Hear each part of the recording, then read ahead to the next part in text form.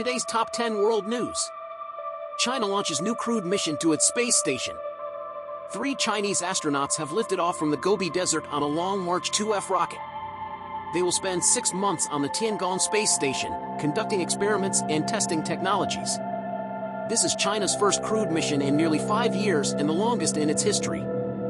US and Russia agreed to ease tensions after Biden-Putin summit.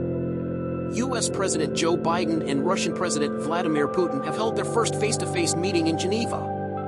They agreed to return their ambassadors to their posts and to start talks on arms control and cybersecurity. However, they also acknowledged their deep differences on human rights, Ukraine, and other issues.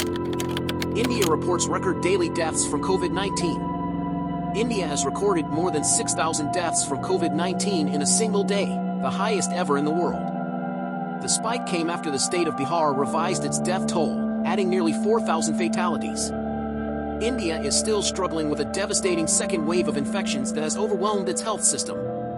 Israel strikes Gaza after Hamas fires incendiary balloons. Israel has carried out airstrikes on Gaza, targeting Hamas facilities and militants.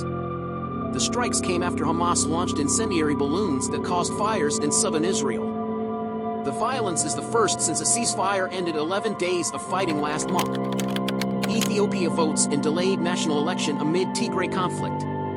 Ethiopians are going to the polls to elect a new parliament and prime minister. The election was postponed twice due to the coronavirus pandemic and logistical challenges. However, voting will not take place in several regions, including Tigray, where a civil war has displaced millions of people. Iran's presidential candidates face off in final debate. Iran's 7 presidential candidates have participated in their final televised debate before the June 18th election. The debate focused on social and cultural issues, such as women's rights, internet freedom, and corruption. The frontrunner is Ebrahim Raisi, a hardline judge who is close to Supreme Leader Ayatollah Ali Khamenei. France ends curfew and lifts mask mandate outdoors.